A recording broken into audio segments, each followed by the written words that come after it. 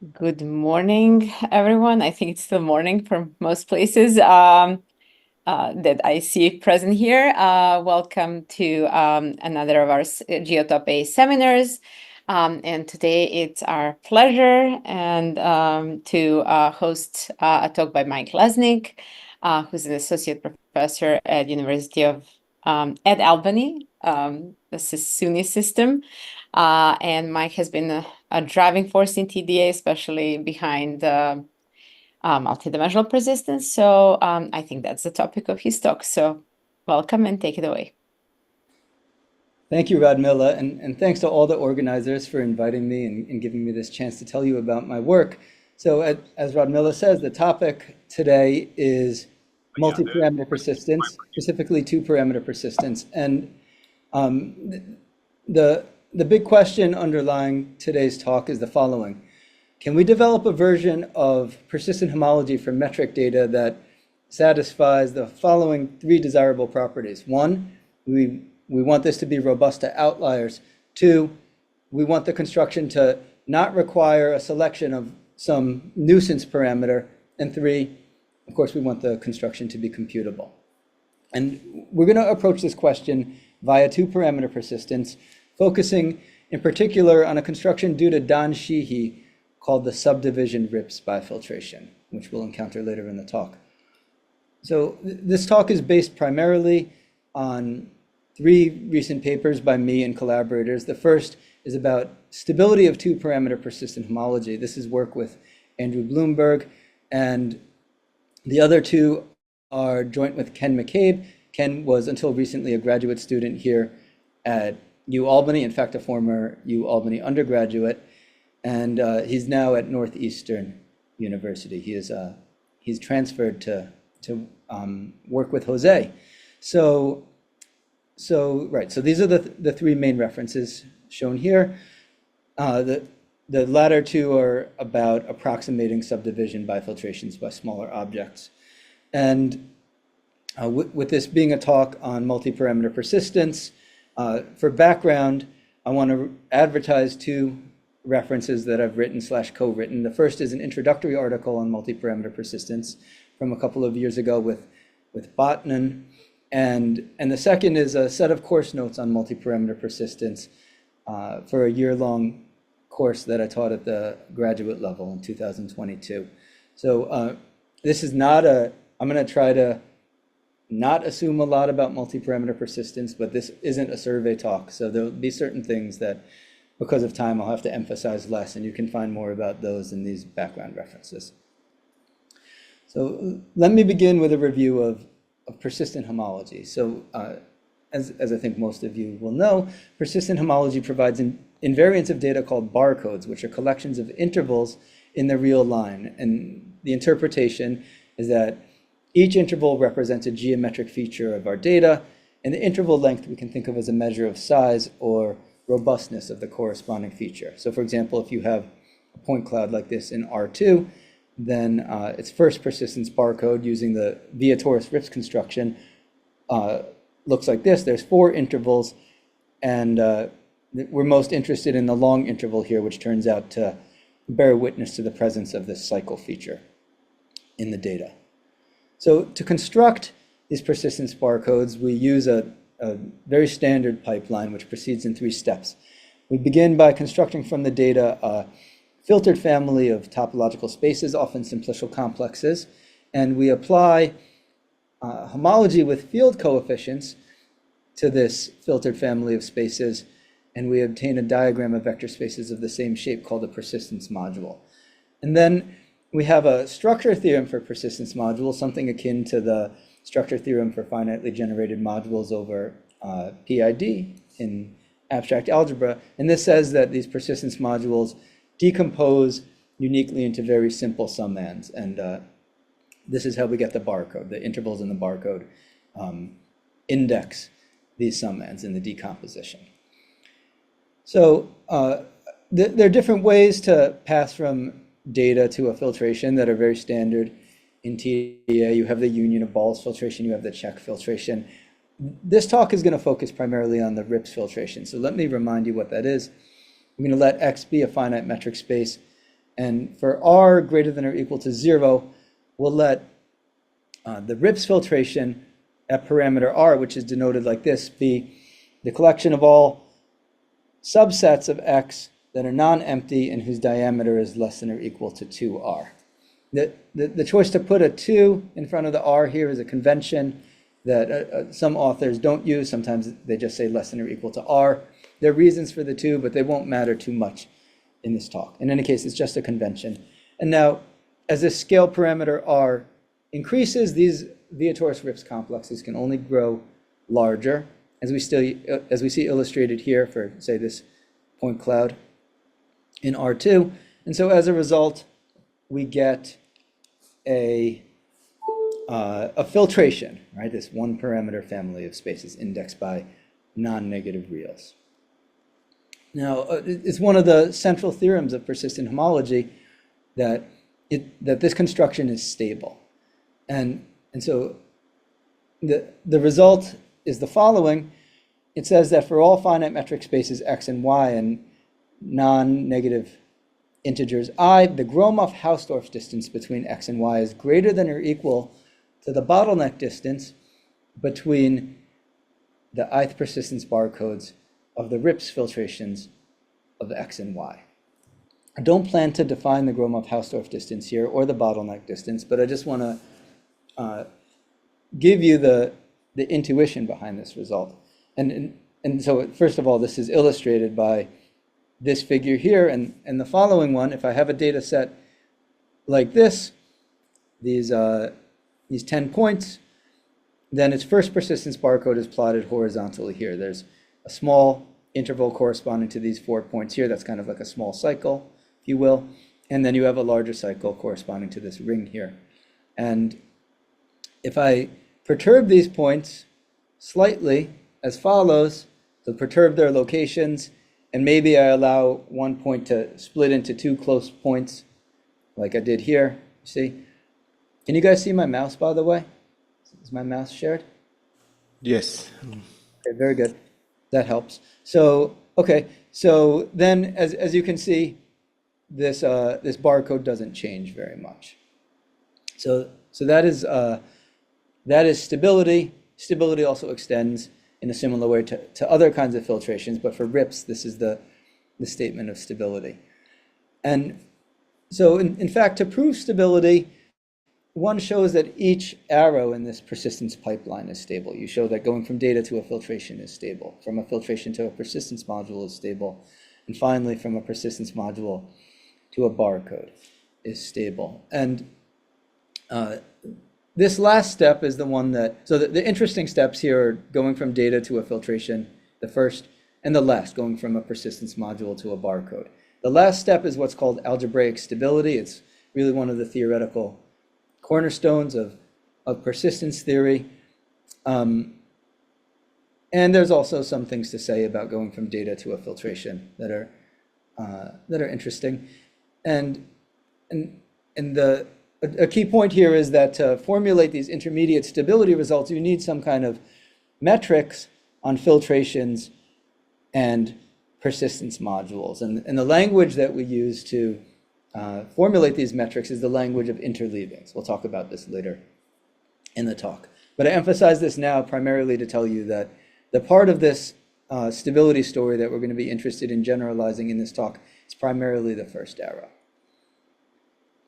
Now, although the stability of persistent homology that we've just seen plays a really central role in TDA theory, it has an important limitation. It tells us nothing about robustness of Vietoris RIPS persistent homology. And indeed, the standard persistent homology constructions like RIPS or check are famously not robust to outliers. And this is illustrated here. Here's a point cloud with a nice clean circle structure, and that's witnessed by this long interval in the first persistence barcode of its RIPS complex. And when you add a few points in the middle of this point cloud here, we all can still see with our eyes that that cycle is present, and yet those points kind of destroy that long bar, and you get a barcode that does not witness this cycle in the dense points in any clear way. So this illustrates that persistent homology is not robust, and at least this formulation. And relatedly, one parameter persistence via RIPS, for example, can be insensitive to structure in high density regions of the data. All right, you're not seeing this cycle in the high density regions, even though it's present. And as you would imagine, researchers in TDA and persistence have been aware of this problem since they started using these kinds of constructions to study real data. And there's been many proposed solutions to these problems within the framework of one parameter persistence. Among the first, due to Carlson and Zomarodian in some of their influential early work on natural scene statistics, was to remove outliers via density thresholding. So they put a density function on the points, they choose a threshold for that density function, and they just remove points whose density value is below that threshold, and then just use the pipeline for persistence that I just showed you, say, for example, via RIPS. At that time, they were using witness complexes for computational reasons, but the idea is the same. And this is just one of several things you can do. You can fix a parameter in your RIPS complex and filter by a density function. That's been studied. And there's been a whole bunch of other ideas. And some of these are useful in practice, and some of them even have nice theory. So these are useful things often, but they share a common disadvantage, which I think is a serious one, which is that each of these approaches requires a parameter choice, namely a scale parameter or a density parameter.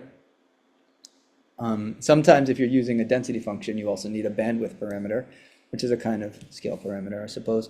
And it can be unclear how to select these parameters, and particularly if the data exhibits interesting features at multiple spatial or density scales, it may be that a single choice of these nuisance parameters is not sufficient to capture all the topological structure of interest in your data. And so this kind of common problem to the one parameter approaches motivates a bi-persistent approach where we're going to treat scale and density as separate persistence parameters. And indeed, I think this was the primary initial motivation for multi-parameter persistence or persistent homology by Carlson and Zomarodian. So the earliest work on multi-parameter persistence was due to Frosini and Mulazani, and they were looking at zeroth homotopy, essentially, from a persistence perspective, way back in '99. Carlson and Zomarodian then studied two-parameter persistence from a homological perspective, and from a perspective that's sort of closer to the themes of this talk. And so the idea here in multi-parameter persistence, or we'll focus, I guess, on two-parameter persistence, is to develop a pipeline analogous to the one we saw in the one-parameter setting. Start with a data object and construct from that a bifiltration, a family of spaces indexed by two parameters. Just like in the one-parameter case, you apply homology with coefficients in a field, and you get a diagram of vector spaces of the same shape. Now the question arises, can you define some kind of reasonable two-parameter barcode of these guys? So to explain this further, let me give you the definition of bifiltration and bipersistence module that we'll work with. So this is a bit general, but I find the generality to be convenient. So for totally ordered sets S and T, first we define the product poset of S and T by saying that x1, x2 is less than or equal to y1, y2, if and only if xi is less than or equal to yi for each I. Okay, and then we say that an S by T bifiltration is a functor from this product poset S by T to the category of topological spaces, or if you like, to the category of simplicial complexes, such that all the maps are inclusions, right? All the structure maps in this bifiltration are inclusions. And so it's useful to illustrate this with pictures. So if you consider the case where S and T are both the natural numbers, then you're just looking at a grid-shaped diagram of topological spaces of this shape here. Okay? And similarly, a bipersistence module is the sort of vector space analog. It's a functor from S by T to vec of the same shape, this grid-shaped diagram. of vector spaces. So when these pose sets are finite or discrete enough, you can draw nice pictures to describe these bipersistence modules. Okay, so as I said, applying homology with coefficients in a field gives you a bipersistence module from a bifiltration in the same way.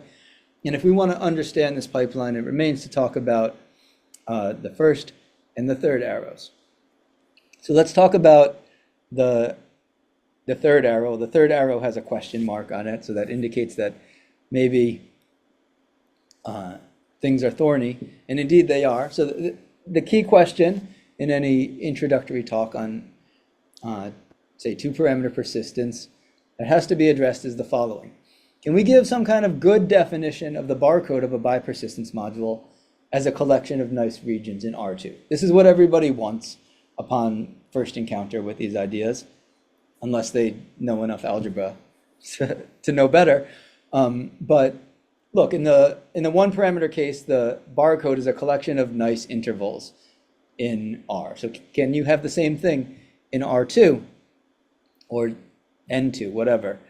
And the answer in brief is no, for algebraic reasons. So it turns out that the representation theory of these bipersistence modules turns out to be a lot different than in the one parameter case. It's a wild kind of representation theory, and the indecomposable summands of a two-parameter persistence module can become very, very complicated, and the space of these can become very complicated, I guess I should say,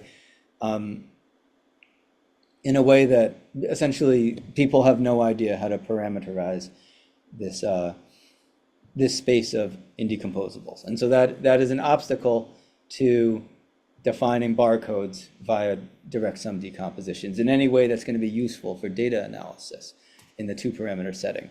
And it turns out that you can make a formal statement. I won't do it here, but you can make precise the sense in which a good definition of a barcode doesn't exist in general in the two-parameter setting, even like for 3x3 diagrams of vector spaces.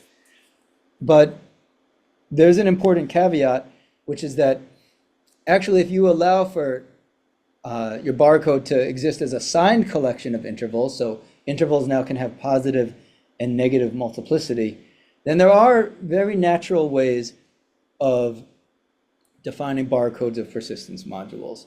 And these are lossy ways. They don't completely encode the isomorphism type of the module, but they capture some structure in the module that interests you. And this is actually a huge area of research within multi-parameter persistence. It's become that in the last few years. I'm not really actively working on it, but a lot of people in this community are, and there's some really interesting things to say about these signed barcodes and their computability and their interpretability and their stability. So that's not what this talk is about. I will say that with these signed barcodes, there are significant issues with stability and computability, and especially interpretability that you have to think about if you want to use them. But people are starting to use some of these ideas in practice, and I think it's very promising research. But with that said, so I'm trying to give you a sort of very complete answer about do we have barcodes in this setting. But even if we accept that having barcodes in the two-parameter setting is sort of difficult or problematic, there's some good news, which is that even without a fully satisfactory definition of a barcode, we can work with bipersistence modules in practice via simple invariants, and that can serve as a surrogate for your ordinary one-parameter barcode. And there's a number of choices that you have for these invariants. Software Rivet that I've co-developed with Matthew Wright and a number of other people over the years visualizes 3 such invariants, and you can see the visualization over here for a simple data set. And these invariants are the Hilbert function, which is just the dimension vector of each vector space in your persistence module, the rank invariant, which is the collection of all the ranks of the structure maps in your persistence module, and this kind of has a tidier encoding as an object called the fibered barcode, which is just, you look at paths. If you're working with continuous indices, you can just look at affine lines in your parameter space and restrict your module to that, and you get barcodes along these. So this is a simple invariant that you can look at that somehow extends the ordinary barcode. It exists in the multi-parameter setting. You have bi-graded Betty numbers, which are and they're defined in terms of minimal resolutions, and you can really use all these invariants to get some understanding, albeit a lossy understanding, of the structure of your two-parameter persistence module, and you can compute these and visualize them and try to use them in a TDA pipeline. And so that's good news. I don't really want to say too much more about this, but I do want to try to convey to you that this is that you can do things with these persistence modules, even if defining a barcode is kind of a thorny business. In fact, there also are stability results for all three of these invariants. For the first and third invariant, the stability notions that you have are a bit subtle, and they require some of these sign decomposition ideas that also appear when you define signed barcodes. But so there are invariants. They do have some kind of non-crazy stability properties. So I thought this would be a good time to just make some high-level comments about multi-parameter persistence. And yeah, from a distance, since this talk is focused on one aspect. So multi-parameter persistence in the last few years has really kind of grown a lot into one of the main areas of TDA research. And there's been very good progress on theory and also on the computational foundations. And with that has come some encouraging progress on software. I think there's more to do on software. And applications at present are a bit behind theory and computation. They're still in their early stages.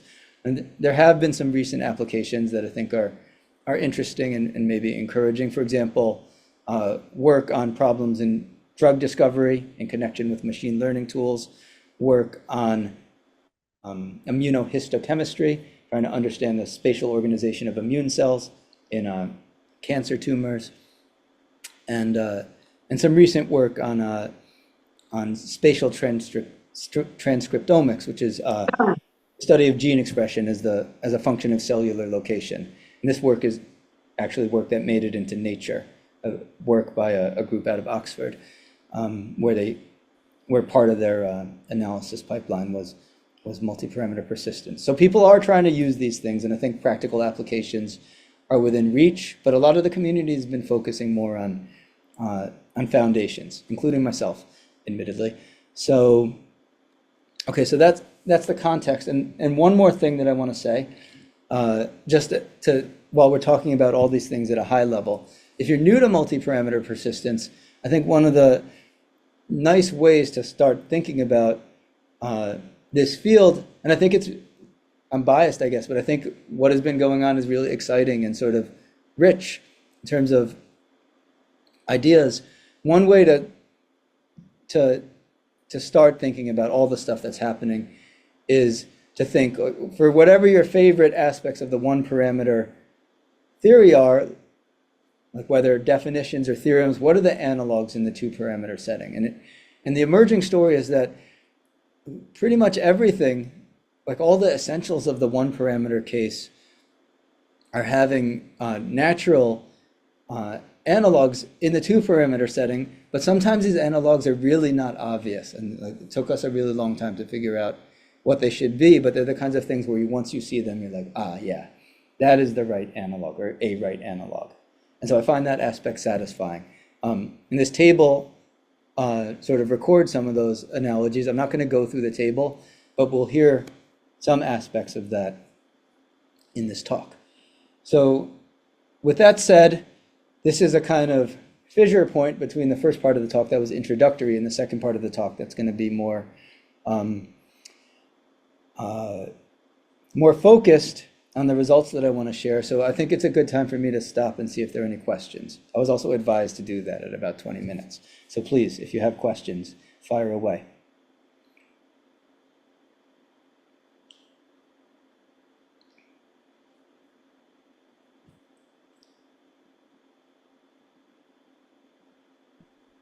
So maybe just a quick question. So what's your intuition?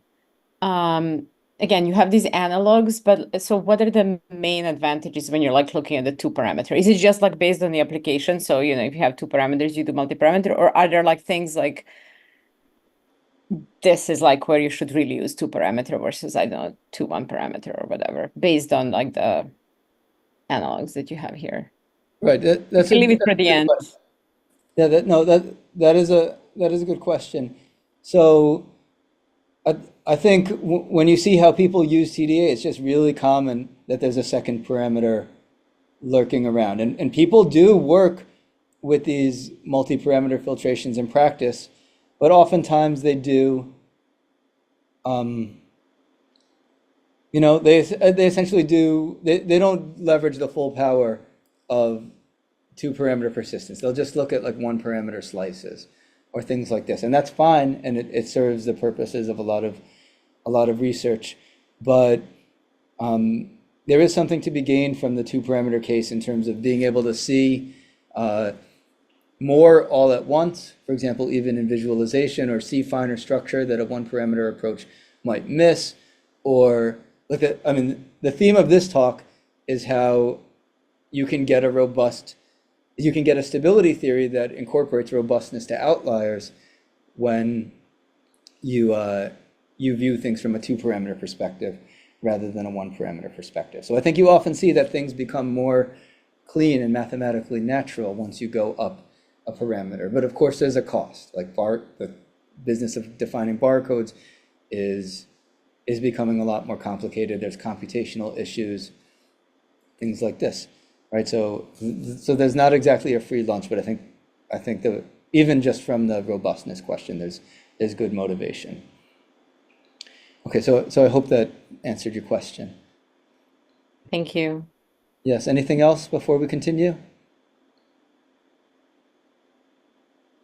Okay, well, if you decide that you want to interrupt later and ask a question, that should be okay, but I'm going to move on. So we've talked about this last arrow in the two parameter persistence pipeline, at least to the extent that I want to talk about it. But my focus today, as I hinted at already, is really this first arrow. I want to understand this. And so in particular, we need to talk about passing from data to a bifiltration.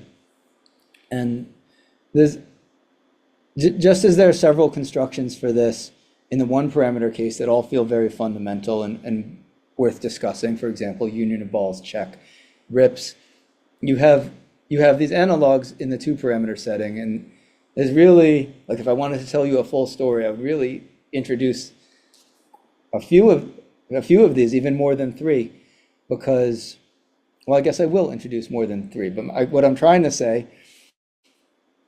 is that I won't be able to tell you everything about passing from data to a bifiltration that I want to. I'm going to focus on constructions that refine the Vietoris-Rips construction, just for concreteness and time considerations. So we'll talk about two constructions here. Subdivision rips, I've mentioned already due to Sheehy. The other is degree rips, which is a more computable construction due to myself and Matthew Wright. And I think these are both simple and elegant constructions that you will like if you haven't seen them. You like them on mathematical grounds anyway. Now these are both, as I'm going to define them, S by T index bifiltrations, where I'm going to take both S and T to be the non-negative real numbers, and I'm going to give S the opposite of its usual order. Okay, so that means that the parameter space from now on is the upper right quadrant, what I'm trying to outline with my mouse here, and the arrows for the inclusion maps go to the left and up, like shown here. Okay, so that's our bifiltration structure. So relative to my grid pictures of earlier, like the horizontal direction is flipped. Okay, so I'm going to start by defining subdivision RIPS. My slides also talk about subdivision check. In passing, I haven't defined check filtration, but perhaps many of you know what it is. If not, very briefly, we look at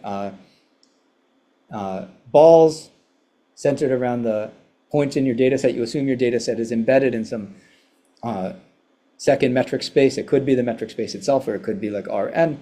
We look at balls of fixed radius centered around those points, and you take the nerve of that. That's the check filtration. Okay, so you look at, like, basically you get a simplicial complex from looking at intersection patterns of these balls. Anyway, so here's how we define subdivision filtrations in general. We let W be a simplicial complex. W plus will denote its barycentric subdivision. So for example, if W is this 2 simplex here, then its barycentric subdivision looks like this. It can be defined formally, but this is the picture. And formally, vertices of the barycentric subdivision correspond to simplices in the unsubdivided guy, and they therefore have a dimension. So let me illustrate this in this picture. So this vertex here, obviously enough, corresponds to this 0 simplex, so we say this will have dimension 0. This vertex, it lives on this edge, it corresponds to this 1 simplex here, so we say this has dimension 1. And this guy here corresponds to this 2 simplex, we say this has dimension 2. Okay, and so now what we do as a step towards this definition of the subdivision bifiltration is we filter, we're working with a fixed simplicial complex, and we filter this by decreasing vertex dimension. Okay, so and I'm going to offset the indices by 1 relative to the dimension. That's a convention that is needed in this work, but won't be needed in these slides, but in any case, I'm using it. So this filtration at index 1 looks like this. This is the largest complex and has all simplices of dimension at least 0. This guy has all simplices of dimension at least 1, so you just have this kind of like 4 vertex subgraph of your simplicial complex. This guy has all vertices of dimension at least 2. Okay, so as you move to the left, these grow larger and you get a filtration. Okay, now, if we apply this construction index-wise to a simplicial filtration, it turns out that you get a bifiltration. All the individual filtrations assemble into one of these 2-parameter guys, and that's called the subdivision bifiltration. And so now if you apply this to the RIPS filtration, we call this the subdivision RIPS bifiltration of X and denote it SRX. And you can do the same thing for check as well. Now, turns out that subdivision RIPS and subdivision check each have exponentially many vertices in the size of the input. And that's a problem if you want to work with these things in practice. You're not going to compute these things in practice. And that's not worst case, that's all cases, exponentially many. So nevertheless, this is theoretically interesting for us, as we'll see. And let me remark why we regard this guy as a density-sensitive bifiltration. We said we want to do density-sensitive refinements of these kinds of things. It's density-sensitive because in a RIPS complex, high-dimensional simplices witness sets like a d-dimensional simplex witnesses d plus 1 points that are all close to each other. So that's like a dense region in the data at a particular scale. Okay, so by having a construction that's witnesses those simplices as points, you are being sensitive to density somehow. So now here's an illustration of the construction.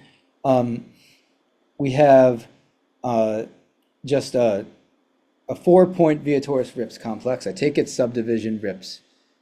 I take its its barycentric subdivision at each index, and I get this in the first column. And then say if I restrict this guy just to vertices of dimension at least 1, I get this. And if I restrict to vertices of dimension at least 2, I get this. Never mind the color coding here. You'll see why I have that later on. Okay, so that's subdivision RIPS. Now we also have degree RIPS, a simpler construction arguably, which amounts to the observation that any simplicial complex is filtered naturally by decreasing vertex degree. So we apply this index-wise to a filtration F, we get a bifiltration, kind of just like before. And when the filtration is the RIPS filtration. We call this the degree RIPS bifiltration. This is illustrated, or like some complexes in here are illustrated here. This is the filtration that we saw, the RIPS filtration we saw earlier. And then if you restrict to vertex degree at most 1, you get this column. And if you restrict to vertex degree at most 2, you get this column. So this is a bifiltration. And here the density sensitive interpretation is because degree is like a measure of density. And I mean, degree in the one skeleton of the RIPS complex is a measure of density. So, okay, so this is a nice, simple, density-sensitive construction. And this is more computable. First of all, its size is as follows. A K skeleton has size number of points to the K plus 2. But if you're willing to snap your birth indices to a grid of constant size, this becomes O of size of X to the K plus 1, which agrees with the ordinary size of the skeleton of the one parameter. I mean, it agrees with the size of the skeleton of the ordinary one parameter RIPS filtration. And so even working with these things in zeroth homology is interesting, in which case you only need the one skeleton. And that's not too big then. And you can do computations with these. You can compute the one-dimensional skeleton for thousands of points. This is what our software Rivet does. Louis Skokola's software Persistable is essentially doing the same kind of thing, although it doesn't strictly compute the whole bifiltration. And you can really run these kinds of things on examples. Here's a figure that came out of Rivet coming from 1,100 HIV-1 genomes that reveals cluster structure. I think in the interest of time, I won't say more about it, but you can actually do computations with data with these. So now, let me move on. I need to talk about stability. So, and for this, I'm going to consider an analog of the Hausdorff distance called the Prohorov distance, classical distance on probability measures. And you can also consider the Wasserstein distance, as I'll explain. And these Prohorov and Wasserstein distances both have Gromov analogs that allow you to consider probability measures on different spaces. The analog of the bottleneck distance, briefly, is the interleaving distance, or interleavings in this setting. So let's talk about these. So first, the Prohorov distance between probability measures mu and eta on a metric space, on a common metric space. This dates back to the 1950s. It's classical in probability theory. The distance between mu and eta is the supremum over all measurable sets A of the infimal delta, such that mu A is less than or equal to eta of the thickening of A by delta. This A superscript delta means you thicken in the metric by delta, plus delta, and symmetrically eta of A is less than or equal to mu of the thickening of A by delta plus delta. And so it turns out that this is a lower bound for the square root of the p-Wasserstein distance for any p. And the p-Wasserstein distance is more popular in math, more popular in data science. So if you like that, then it's okay. I mean, if you like that better than Prohorov distance, as probably most people do, the good news is that any stability result I state with Prohorov or Gromov-Prohorov will have a corollary for square root p-Wasserstein distance. Now, this is for measures on a common metric space. So if we want to look at probability measures on different metric spaces, say mu and eta are on metric spaces x and y, then we use the same trick that is used by Gromov to go from Hausdorff distance to the Gromov-Hausdorff distance. We consider isometric embeddings of x and y into a common metric space Z. We push forward our measures by these isometric embeddings. We take the ordinary Prohorov distance of these push forwards, and now we infimize that quantity over all isometric embeddings into a common metric space. That's the Gromov-Prohorov distance. And it's a measure theoretic analog of Gromov-Hausdorff. And part of the reason this is interesting to us as we try to tell stories about robustness is this satisfies a strong robustness property. Namely, if y is a finite metric space and x is a non-empty subset of y, then the Gromov-Hausdorff distance between the uniform measures of x and y is less than or equal to the number of points that are in y but not x, divided by the number of points in x. So if x is a big data set and you add just a few outliers to it to get y, then the Gromov-Prokhorov distance between the uniform measures of the two data sets is going to be small. That's a kind of robustness. Okay, so this is the distance that we're going to use to formulate our stability results. And now we need to also talk about interleavings between these bifiltrations. And first, I better talk about interleavings in the one parameter setting in case anybody hasn't seen these. So we consider just n-index persistence modules or filtrations M and N. There are these spines in this picture here and all these pictures. A zero interleaving is an extension of M and N essentially to a pair of inverse isomorphisms, inverse natural transformations between them as shown here. Okay, a one interleaving is similar, but now as the arrows go across in these diagrams, they go to the right one step, and then you get a big commutative diagram extending M and N. In a two interleaving, the arrows go to the right two steps as they go across. And in general, you can define a delta interleaving in the same way. This is a more formal definition, which I think the idea should be clear enough, so maybe I skip it. It also extends, though, to R indices. Like R indices are fine, too. And then the interleaving distance is the infimal delta such that there exists a delta interleaving between M and N. Okay, this is very standard in TDA. The algebraic stability theorem tells us that the interleaving distance is equal to the bottleneck distance on the barcodes. So that's one way that this comes up in TDA. Now, when we're in the two-parameter setting, well, what do we need to do to define interleavings in the two-parameter setting?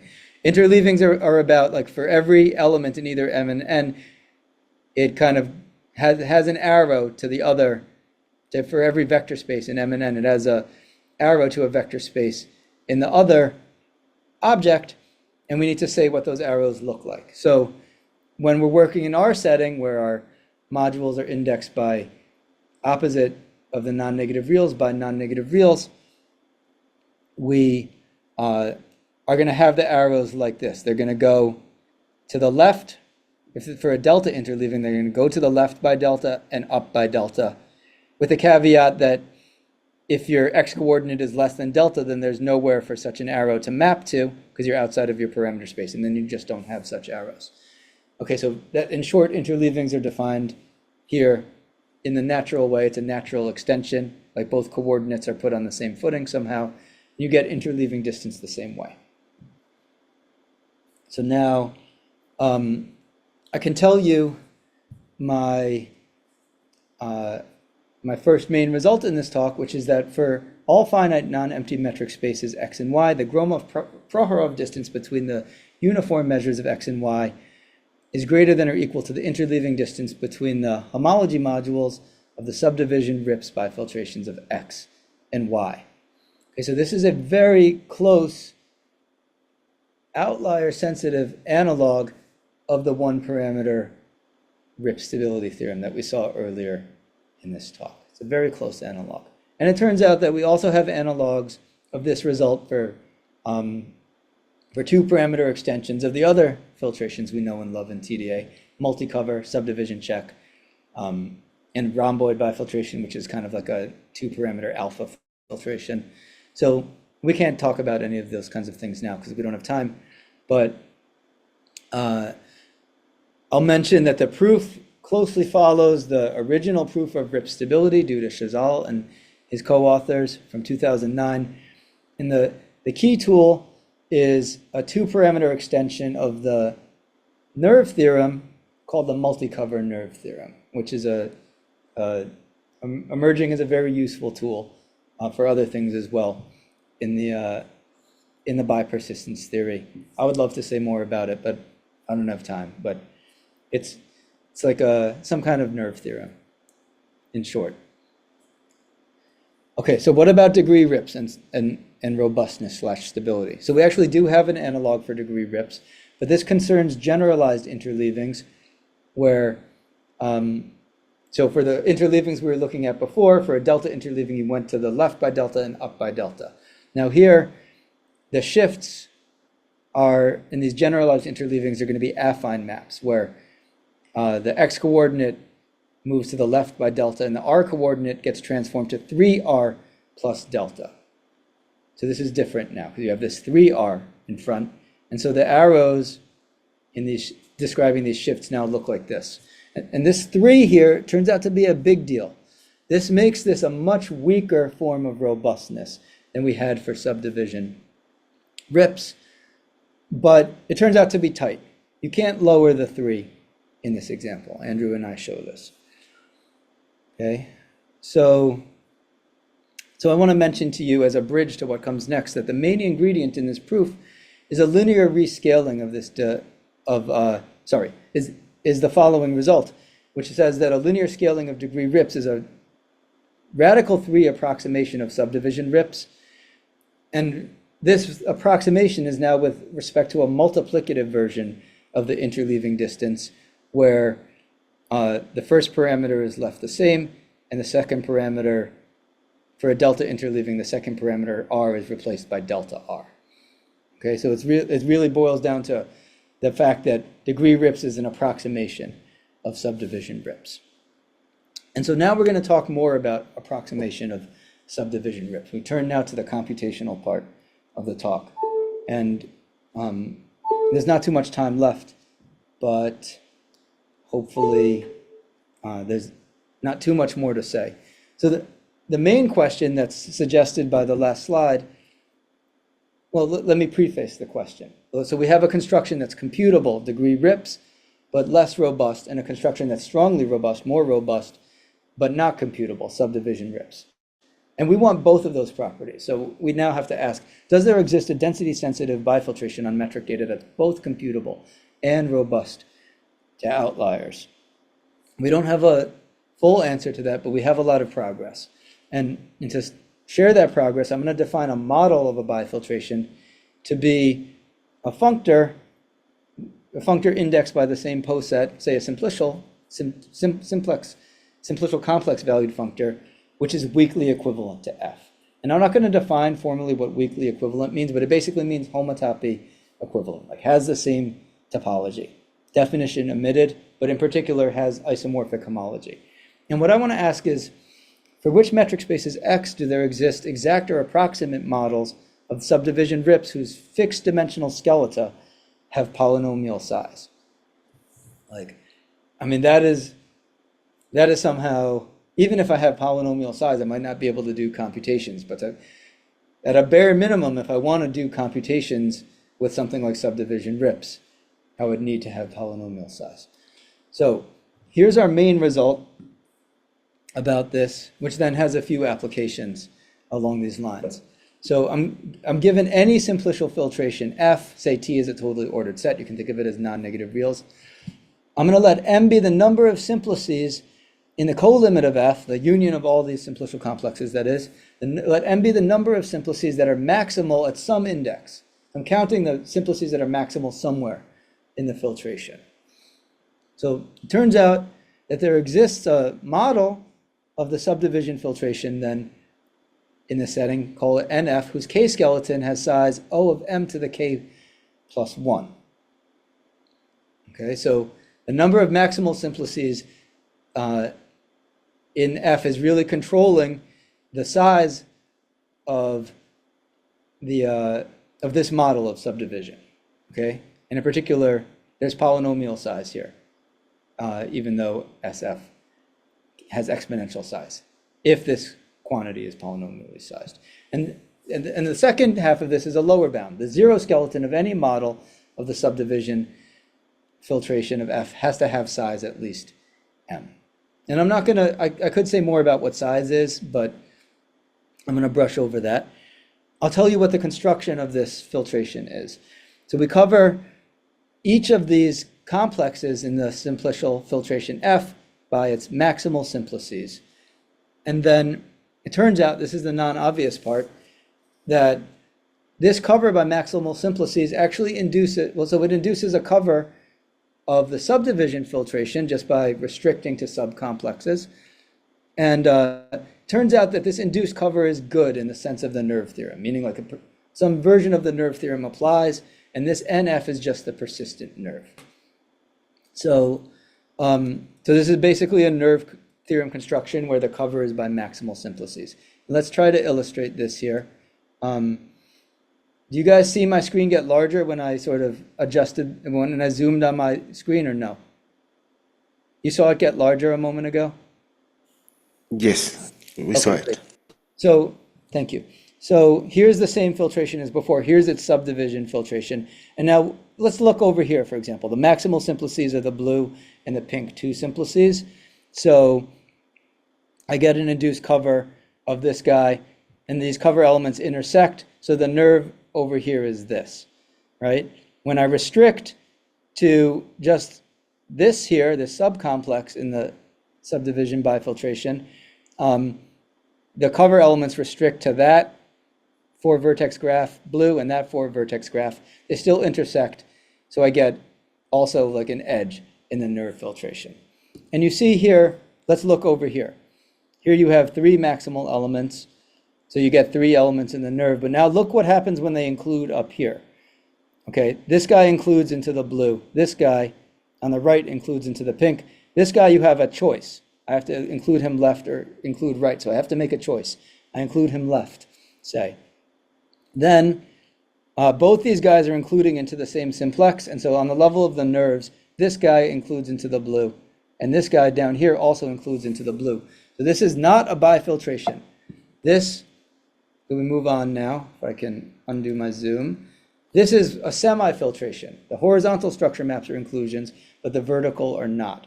And the good news is that there's a construction due to Kerber and Schreiber in the 1-parameter setting, which converts these semi-filtrations to to a genuine bifiltration with only logarithmic increase in size, at least for the K-skeleton. And so you can get a bifiltration that way. But so now I only have a few minutes left. It's 11:52, and we'll have to end with the questions by 12. But in the last couple of minutes, I want to talk about the corollaries of this for my approximation problem. So the first corollary allows me to get a polynomial size construction that's more robust than degree rips. So it says that if we look at the intrinsic check filtration of X, the check filtration where the ambient space is X itself, and we apply this construction of ours to this filtration, that turns out to be a radical 2 approximation of subdivision rips whose K-skeleton has the same size as degree rips asymptotically. Moreover, radical 2 is the best possible approximation factor among polynomial sized constructions. And so this gives us, in the same way as we had for degree rips, an analog of this robustness result for this NC with an improved constant of 2. So robustness went from a constant of 3, multiplicative constant of 3, to 2, which is a bit better. And so that's nice. On the other hand, this part 2 of corollary 1 here implies that there exists no polynomial sized model of subdivision rips in general. Okay, so that's bad news. And in fact, even for equispaced points on a circle, there's no polynomial sized model of subdivision rips. Even, this isn't on the slides, but even for points sampled at random from a unit square with high probability, there's no polynomial sized model. Another remark is that Helmer and Spolinsky gave a different construction, but closely related construction of such a radical 2 approximation. And theirs is actually a bifiltration. It's actually simple and clean. And I would love to tell you about it if I had more time, but I don't. So look at their paper. Another corollary is that you get polynomial sized models, exact polynomial sized models for L1 or L infinity data for subdivision rips. I won't say anything more about that because of time. And then finally, this is the last application, probably the most interesting one in my judgment, and the one that's the subject of a whole paper that Ken and I wrote, the whole second paper. So this concerns doubling dimension of a metric space. It's a notion of dimension for arbitrary metrics. This is the definition is the doubling dimension of a metric space is the smallest number d, such that each metric ball in X can be covered by 2 to the d balls of half the radius. And it's very common in computational geometry or TDA to try to tame the complexity of some construction on metric data by assuming constant doubling dimension. And one of the most notable examples of this is this sort of very celebrated and imitated result of Sheehy. Imitated is the wrong word, but I'll say extended result of Sheehy because a lot of people have built on it, which says that for finite metric spaces X of constant doubling dimension in any positive epsilon, there exists a linear sized 1 plus epsilon approximation of RIPS X. And it's computable in almost linear time. So now, thank you for your patience. I come to the last corollary, and this is almost the end, which says the same assumptions, constant doubling dimension, any epsilon greater than 0. There exists a 1 plus epsilon approximation of subdivision RIPS, whose K-skeleton has the same asymptotic size as degree RIPS. Okay, so you can actually get an arbitrarily good approximation for fixed error epsilon of polynomial of the same size. And I think that's cool. That's sort of more than we expected. And it can be computed in polynomial time as well with one other factor of X. And so we were quite happy with this. And we didn't dare dream about having a linear sized approximation like Sheehy got in the 1 parameter setting. But just this Monday, Angel Alonso, who's a student at TU Graz, released a solo author paper where he actually does improve on our result by giving a linear sized approximation for the whole complex, not just the K-skeleton. And so he has improved on our result significantly. I haven't checked the result carefully, but I think I believe it based on what I know. And so that is a kind of nice enhancement of the story that we've been developing. And I've really gone pretty close to the end of the hour, so I better stop there, and I'm going to thank you for your time and attention. Okay, let's thank Mike.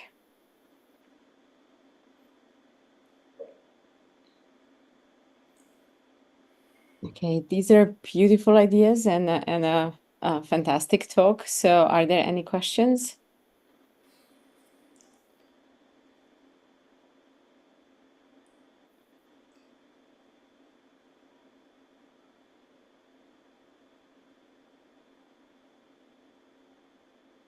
So maybe while we're waiting, so are any of these about to be implemented, available? Right. Yeah. Good question. So this reminds me of something that I didn't get to say. So, all right. So first, degree RIPS is implemented, and I believe Nicholas Helmer, who is one of the authors of this other work on this bifiltered intrinsic check filtration, I think he has an implementation of his method of his bifiltration, and I think it's quite plausible that this could be practical. I don't really know, and it's a really interesting question as to how this would compare with degree RIPS, both in terms of practical robustness and also compute time. I don't understand this very well yet. Maybe Nicholas does, but that's something worth exploring, because I think that it could be a practical tool if things go the right way for that. On the other hand, so both these results, my result with Ken and Angel's result about these arbitrarily good approximations, the asymptotic size looks good, but they hide large constants that depend on the error epsilon and the doubling dimension. I don't know Angel's construction as well as ours. For ours, I'll say it's not, the path to practicality is not clear for ours. Like, I think these constants could be very big in practice. So it's a satisfying theoretical result, but it's not clear what it will mean for practical computation. And I think one piece of evidence for that is, as celebrated as Sheehy's approximations are in the many variants, like, people love these things. There's so many papers on this, but like, people have tried to implement them, and there's some work on that, but like, it's not widely used. It's thought to be expensive in practice. And part of the reason for that is, if you really have low dimensional data in Euclidean space, you can use an alpha complex, and that's really scalable. So there's that aspect. Okay, so yeah, so that's that's what I have to say about that. So we do end up, like in answer to the, maybe I just add one more, and this relates to the slide that I skipped.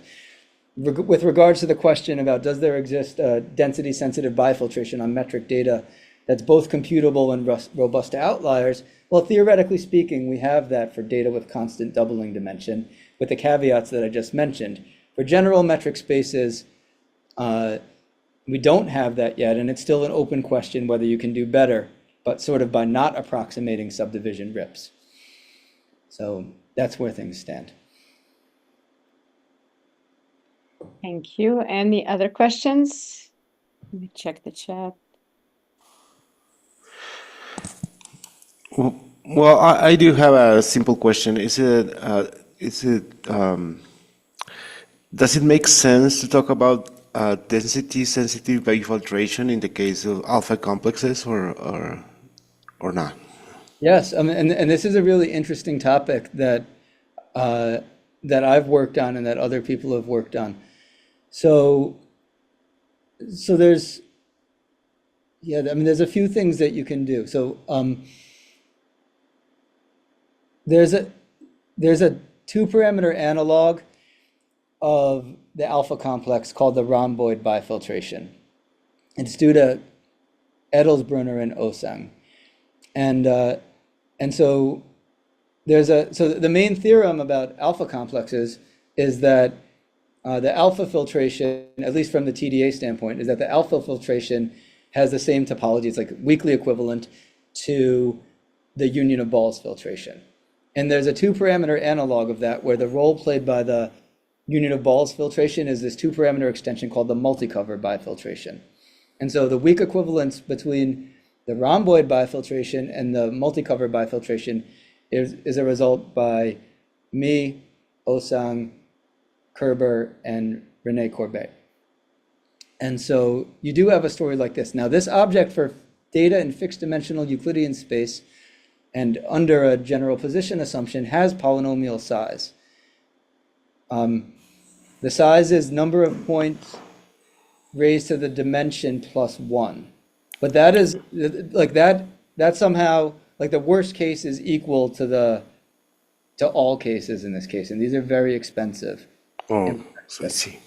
And there's other things you can do. If you put a density function on the data, there's a kind of function, Delaunay 2-parameter filtration that is in work that I'm a co-author on. So there are actually interesting things you can do there. And this latter one that I mentioned actually is like really practical. It works almost as well as ordinary alpha. Oh. But its robustness is worse. That's the catch. Okay. Thank you. Thank you very much. Okay, so in lieu of time, let's thank Mike again and take other questions offline. So thank you everyone for coming, and thank you, Mike, for the fantastic talk. Okay, thank you, Radmila, and thank you everybody for being here and listening and bearing with me on I guess maybe what was somewhat of a fast talk.